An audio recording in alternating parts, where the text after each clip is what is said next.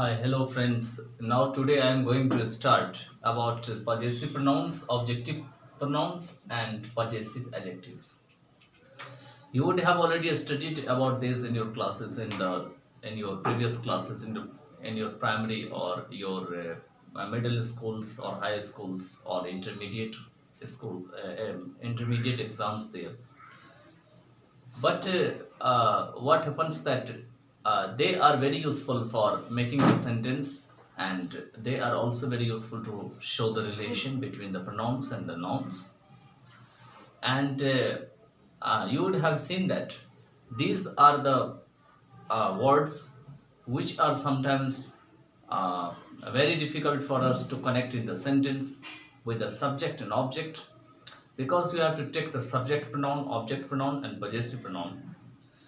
So I have written here possessive pronoun, objective pronouns and possessive adjectives. तो चलिए हम शुरू करते हैं, और ये वीडियो हम इंग्लिश में भी रिकॉर्ड करेंगे। अगर आपको इंग्लिश में देखना हो तो इंग्लिश में भी देख सकते हैं कम्प्लीटली। ठीक है, तो अगर आपको इंग्लिश में देखना हो तो मैं इसका जो लिंक है वो डिस्क्रिप्शन बॉक्स में आपको डाल दूंगा, आप देख लेना। बाकी आप हिंदी में आपको कंफर्टेबल हो तो हिंदी में आप यहाँ पे देख सकते हो।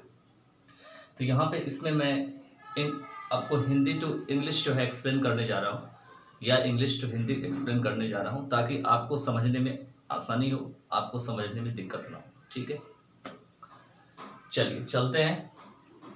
देखिए इसमें क्या है कि सबसे पहले आपको जानना होगा कि पॉजेसिव प्रोनाउंस क्या होते हैं। एक्चुअली में जो पॉजेसिव प्रोनाउंस होते हैं वो ऐसे प्रोनाउंस होते हैं जो कि आपको पोजीशन को दिखाता है। जैसे कि हमने नॉन बनाए थे, ठीक है, तो नॉन में क्या था आपको कि नॉन में आपको पता होगा कि हम नॉन का भी पॉजेसिव बनाए थे, और इससे पहले जो मैंने पर्सनल प्रोनाउन कराया है उसका भी आप वीडियो देख लेना एक बार, क्योंकि विदाउट पर्सनल प्रोनाउन को समझे भी आप इसमें आगे बढ़ ही नहीं सकते। ओके, अगर आप आगे बढ़ेंगे भी तो आपको बहुत ज़्यादा कन्फ्यूज़न होगा, क्योंकि सारा जितना भी आगे बनेगा वो सारा पर्सनल प्रोनाउन से ही निकल के बनेगा। ठीक है, फॉर एग्जांपल यहाँ जो मैंने लिखा है नॉमिनेटिव केस, इसी को सब्जेक्टिव केस भी कहा जाता है, सब्जेक्टिव केस भी कहा जाता है। ठीक है, और यही जो होता है यही हमारा पर्सनल प्रोनाउन भी होते हैं। ठीक है, पर्सनल प्रोनाउन भी है। अब आप कहेंगे कि पर्सनल प्रोनाउन तो ये है, ये सब्जेक्टिव नॉमिनेटिव केस है, तो ये सब बाकी चीजें क्या है? तो एक्चुअली में ये पर्सनल प्रोनाउन जो है ये हर एक तरीके से फंक्शन करता है। पर्सनल प्रोनाउन कभी सब्जेक्ट बन जाता है, कभी ऑब्जेक्ट बन जाता है, कभी पॉजेसिव बन जाता है, और आगे जाके आप ये भी देखेंगे कि यही पर्सनल प्रोनाउन बाद में चेंज होकर के रिफ्लेक्सिव प्रोनाउन और इम्फेटिक प्रोनाउन भी बनता है, जो भी वो भी हम आगे आपको बताएंगे। ठीक है, चलिए तो अब हम इसमें जो है इस पे जो है वर्क करना शुरू करते हैं। अब देखिए क्या सब इस पे करना है हमें। तो देखिए कभी भी ग्रामर जो है आप लर्न मत करिए। ज़्यादातर ग्रामर में लर्न वही चीज़ किया जाता है जो चीज़ आपके लिए इंपॉर्टेंट है। ग्रामर को समझने का प्रयास करिए। ग्रामर बहुत वास्ट सब्जेक्ट है अपने आप में, और जितना ज़्यादा आपको अंडरस्टैंडिंग होगा उतना अच्छा आपको समझ आएगा। ठीक है, क्योंकि जो मैंने 17 इयर्स के एक्सपीरियंस में 17 साल के अनुभव में मैंने सीखा, और लगभग मैंने 150 बुक्स जो है वो आपको स्कूल से लेवल्स की मैंने पढ़ी है, अलग अलग राइटर्स की अब, क्योंकि प्राइवेट स्कूल्स में क्या थे, जिन भी बच्चों को हमने पढ़ाया उनके ग्रामर अलग अलग राइटर्स के चलते थे, उनकी अपनी भी ग्रामर होती थी। ठीक है, तो मैंने ये पाया कि जितने भी राइटर्स की ग्रामर है उनमें अलग अलग चीज़ें हैं। अलग अलग चीज़ों का मतलब ये नहीं कि डिफरेंस है, उसमें प्रोनाउन कुछ और है, नाउन कुछ और है, बल्कि उनका जो लिखने का तरीका है वो थोड़ा थोड़ा बहुत अलग था। ठीक है, और किसी किसी पॉइंट पे, कुछ कुछ पॉइंट पे इन ग्रामरियंस जितने भी हैं इनमें मतभेद भी है। अगर हम यूनिवर्सिटी इंग्लिश ग्रामर की बात करें, जो हम एडवांस ग्रामर में सीखेंगे, जो खास करके ग्रेजुएशन और पोस्ट ग्रेजुएट जैसे बच्चों को पढ़ाया जाता है, जहाँ पे इन्हीं को ये सारे जितने भी होते हैं, अगर आप इंग्लिश ऑनर्स के स्टूडेंट हैं या आप पोस्ट ग्रेजुएट एमए के स्टूडेंट हैं, तो इन्हीं चीज़ों को बाद में जाकर के डिफाइन किया जाता है और बड़ा किया जाता है, ठीक है। और इनका नाम जो है वो अलग हो जाता है, ठीक है। इनमें एक अलग टाइप की ग्रामर आती है, जो लगेगा वो तो ग्रामर है, लेकिन ज़्यादातर वो इस तरह के इंग्लिश जो है वो कम्युनिकेटिव इंग्लिश से मिलता जुलता है, ठीक है। तो मैंने आपको बताया कि अगर आपको ग्रामर को शुरू से लेकर लास्ट तक सीखना है, मतलब बॉटम से लेकर के और ऊपर तक सीखना है, ठीक है, तो आपको सबसे पहले बेसिक ग्रामर कवर करना होगा। अगर आप चाहते हैं कि ग्रामर के हम ईच एंड एवरी पार्ट को सीखें, हर एक चीज़ को मैं मंथन करके हम सीखें, तो आपको हर एक चीज़ों को जानना होगा, हर एक चीज़ों को सीखना होगा, ठीक है। और अगर आप एग्जामिनेशन व्यू से करना चाहते हैं preparation, for example if you prepare for the examination, तो वहाँ भी आपको पहले बेसिक से ही सब कुछ जानना होगा। हम जानते हैं कि कुछ ऐसे भी लर्नर्स हैं जो यूट्यूब्स पे आते हैं, उनको पहले से ही बहुत कुछ आ रहे होते हैं, लेकिन वो ये भी देखना चाहते हैं कि कुछ नया चीज़ तो इसमें नहीं है। बिल्कुल ऐसा होता है, हम कितना भी पढ़ लें, और हमने तो इतनी सारी बुक्स पढ़ी है, फिर मास्टर में भी इतनी सारी लैंग्वेज को समझने के लिए बहुत सारी बुक्स थी, जिसमें खाली यही था कि लैंग्वेज क्या होती है, इंग्लिश लैंग्वेज क्या होती है, उसके ऊपर पता नहीं कितनी सारी बुक्स थी। तो जितना बार मैंने नए नई बुक्स को पढ़ा, चाहे यूनिवर्सिटी लेवल की बुक्स को पढ़ा या बच्चों के किसी 6th standard, 7th standard, 9th standard, तो उसमें मैंने एक नया चीज़ सीखा।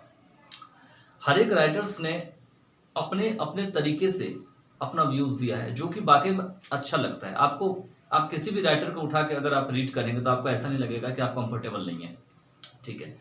और हर एक लर्नर्स को हर एक राइटर सूट नहीं करता, हर एक लर्नर्स अलग अलग राइटर को पसंद करते हैं। और कुछ राइटर्स ऐसे होते हैं जो ल्यूसिड लैंग्वेज लिखते हैं, बहुत ही आसान और ईजी लैंग्वेज लिखते हैं, ठीक है। तो इसको समझने से पहले आपको ये सब भी चीज़ें जानना जरूरी होगा, ठीक है, कि कौन सा राइटर्स का बुक पढ़ें, कौन सा राइटर हमारे लिए ठीक रहेगा। जिस राइटर की लैंग्वेज आपको बहुत अच्छा से समझ में आता है, उसी राइटर को पढ़िए। और ये जब आप हल्का लैंग्वेज वाले पहले उठाइए, फिर उसके बाद देखिए डिफ़िकल्ट वन वाले कि डिफ़िकल्ट वन कौन कौन से हैं, और उसके बाद उसको मिला के स्टडी करिए। तो चलिए अब हम इस पे वर्क करते हैं, प्रोनाउन पे। और पर्सनल प्रोनाउन पे वर्क करने के साथ साथ जो है हम धीरे धीरे इस 3 को लेते हैं, पजेसिव प्रोनाउन, ऑब्जेक्टिव प्रोनाउन और पजेसिव एडजेक्टिव। आप कहेंगे पजेसिव एडजेक्टिव क्यों आ गया, ये तो प्रोनाउन का चैप्टर है, तो मैंने इसमें एडजेक्टिव क्यों डाल दिया। तो देखिए बता देता हूँ, क्योंकि जो कंस्ट्रक्शन है हमारा, ये पजेसिव केस में जो कंस्ट्रक्शन बनता है, ये कंस्ट्रक्शन आपका पर्सनल प्रोनाउन से ही उठता है, बनता है, और पर्सनल प्रोनाउन से ही ये पजेसिव एडजेक्टिव की तरफ जाता है। तो इसीलिए हमें दोनों कॉलम को लेना पड़ा है, ठीक है। अब देखिए सब्जेक्टिव केस में तो आया हो गया, ऑब्जेक्टिव केस में तो मी हो गया, और पजेसिव केस में आपका यहाँ पर में पजेसिव एडजेक्टिव और पजेसिव प्रोनाउन है। बाद में हम आपको एक और वीडियो बनाएंगे जिससे बताएंगे कि पजेसिव प्रोनाउन और पजेसिव एडजेक्टिव में क्या अंतर होता है। देखिए मैंने यहाँ पे सेंटेंस लिखा, she gave me her pen। Second लिखा, they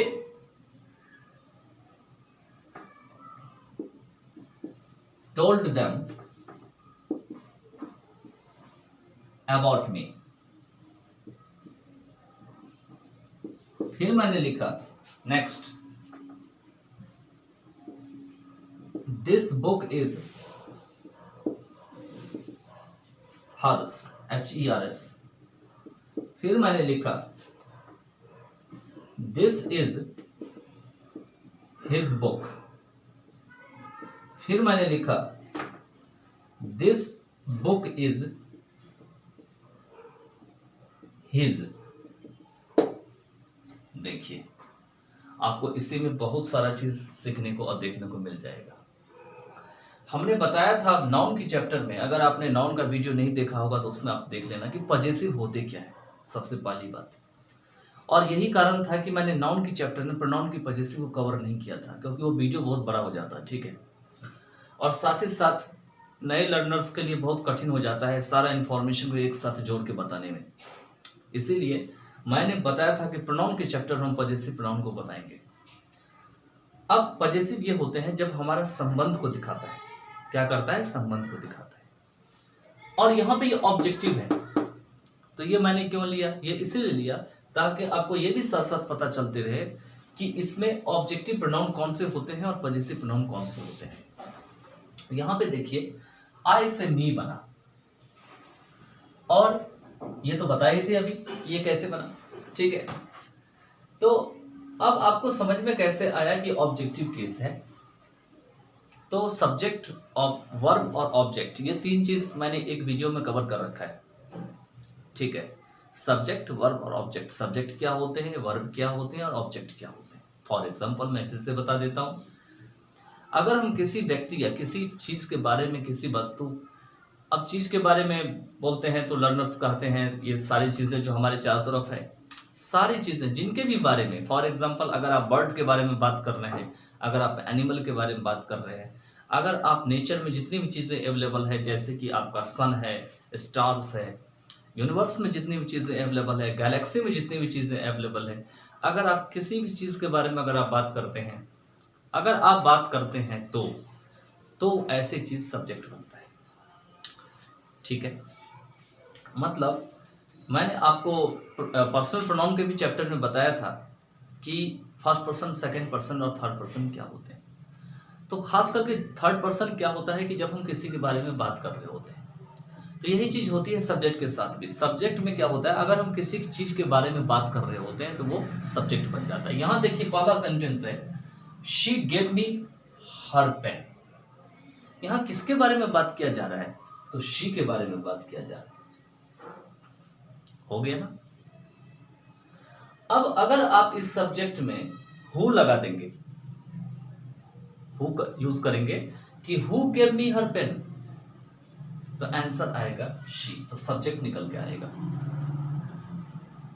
अब तो समझ में आपको आ गया होगा कि अगर आपने सब्जेक्ट में हु का यूज कर दिया तो आपको सब्जेक्ट कौन है वो पता लग जाए। और अगर इसमें आपने व्हाट का यूज करके बताया, व्हाट आपने लगा दिया, ठीक है, तो व्हाट से आपको, जैसे what did she give me, what did she give me, मतलब उसने क्या चीज मुझे दिया, तो वहां भी आपको जो है वो सब्जेक्ट तो शी ही है, लेकिन व्हाट लगा देने से आपका डायरेक्ट और इनडायरेक्ट ऑब्जेक्ट निकल के आ जाएगा।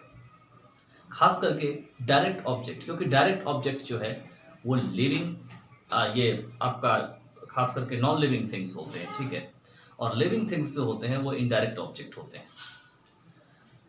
तो यहाँ पे है क्या, यहाँ पे दोनों ऑब्जेक्ट है। देखिए यहाँ पे मी क्या है, इनडायरेक्ट ऑब्जेक्ट है, और हर पेन क्या है, हर पेन जो है वो आपका डायरेक्ट ऑब्जेक्ट है। अब एक चीज और देख लीजिए आप, अगर मैं इस हर को मिटा देता, यहां से इस हर को मिटा देता, क्योंकि अभी मैं प्रोनाउन का चैप्टर पढ़ा रहा हूं इसीलिए मैंने हर को यहाँ पे ऐड कर रखा है, लेकिन अगर मैं इस हर को निकाल देता इसमें से, तो क्या बन जाता? She gave me pen, she gave me pen, ठीक है। तो ये सेंटेंस ग्रामेटिकली इनकरेक्ट हो जाता, गलत हो जाता।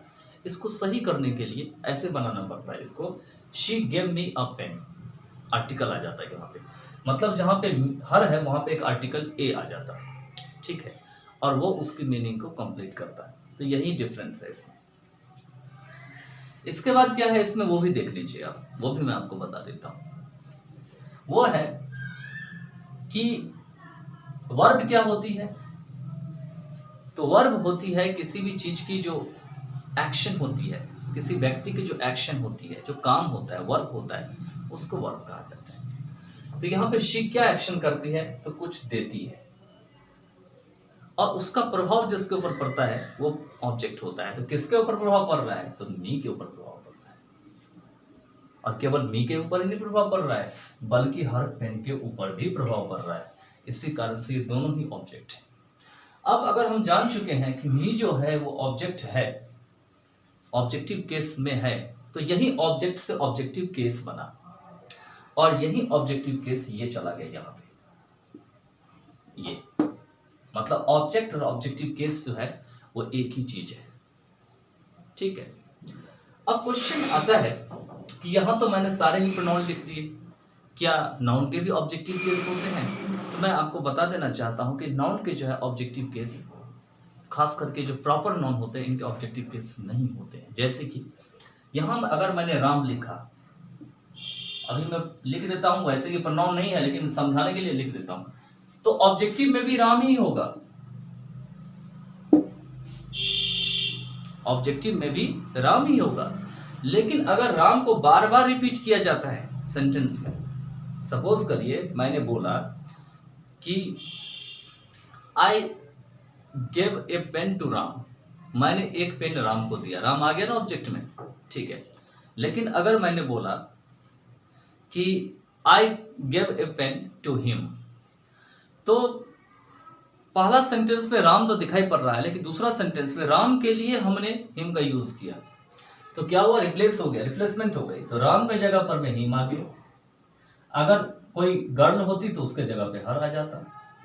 अगर यहाँ पे नाउन जो है सिर्फ प्लुरल होता, मोर देन वन होता, तो यहाँ पे ये देम आ जाता, तो दे का देम बन जाएगा। ऐसे कंस्ट्रक्शन बनती है इसकी। और जब हम एक चार्ट आपको बनाएंगे जिसमें हम फर्स्ट पर्सन के सिमिलर नंबर, फर्स्ट पर्सन के सेकंड पर्सन के सिमिलर प्लुरल और थर्ड पर्सन के सिमिलर प्लुरल में को लिखेंगे, उसके बाद आपको सब का सब जो है अच्छे से समझ में आ जाएगा, ठीक है।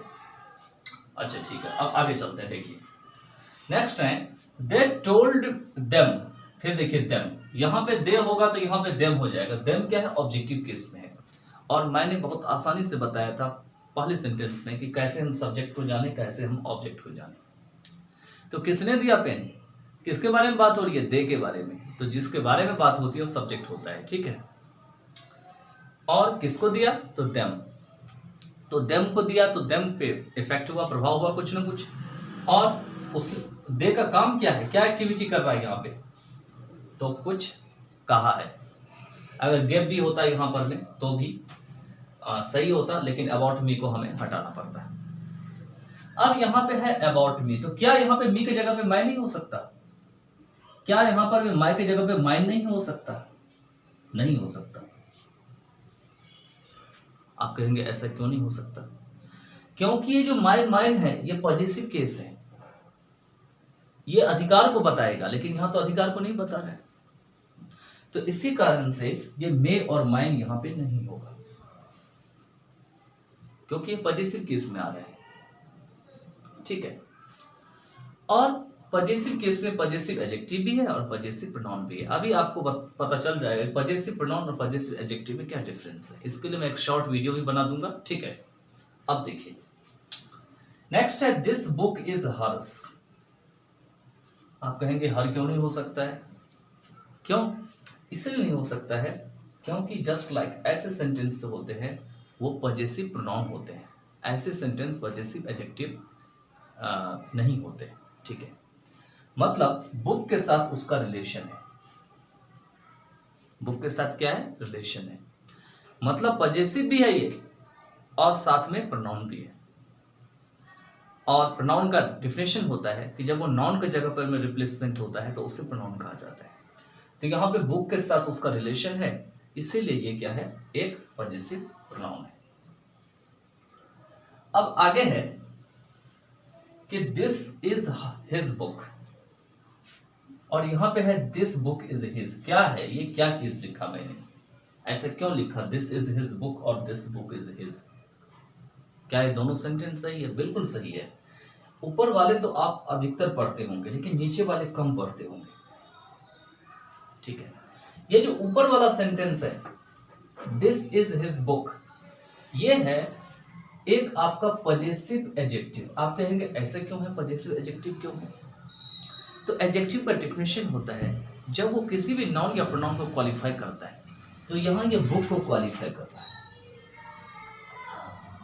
रहा है ना, इसीलिए पॉजिटिव एडजेक्टिव है। और साथ ही साथ इसका बुक के साथ रिलेशन भी है ना, पोजीशन भी दिखा रहा है, किसका बुक है तो उसका बुक है, इस कारण से ये पॉजिटिव एडजेक्टिव। लेकिन नीचे वाला जो है दिस बुक इज हिज, ये भी पॉजेसिव प्रोनाउन है। आप कहेंगे यहां भी हिज, यहां भी हिज, ऐसा क्यों होता है? तो मैं आपको बता देता हूं। देखिए, मैं यहां पे राम को हटा देता हूं। ऐसा क्यों होता है अभी आपको पता लग जाएगा। ऐसा इसीलिए होता है बिकॉज यहां पे हम ही लिखे हैं, यहां पे हम हिम लिखे हैं, यहां पे हमें आकर के हिज ही होता है दोनों में।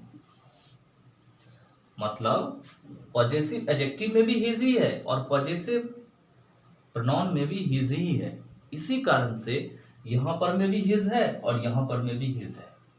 मतलब पहला सेंटेंस जो ऊपर है इसका मीनिंग हो गया कि यह उसकी किताब है। अब दूसरा जो सेंटेंस है उसका मतलब हुआ कि यह किताब उसकी है। आप समझ में आ गया होगा। लेकिन यही प्रॉब्लम अगर यहाँ पे हर होता तो आपको नहीं होता। जैसे कि अगर यहाँ हर होता तो यहाँ पे होता दिस इज हर बुक, यह किताब किसी फीमेल की है, ठीक है। और this book is hers, HERS, hers, तो वहां पे हो जाता आपका दिस बुक इज हर्स, यहाँ पे HERS हो जाता।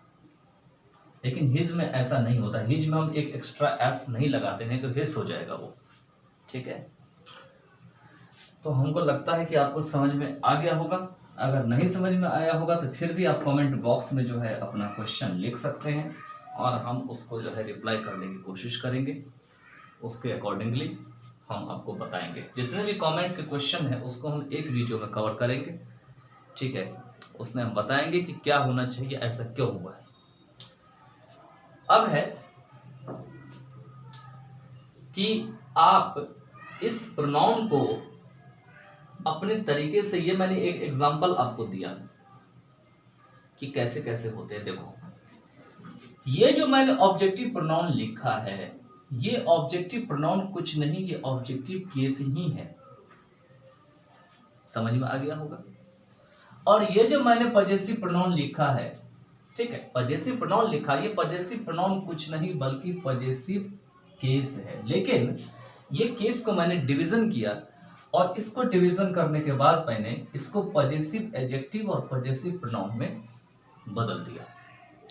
और मैंने आपको बताया कि पॉजेसिव एडजेक्टिव मैंने क्यों लिखा और पॉजेसिव प्रोनाउन मैंने क्यों लिखा, ठीक है।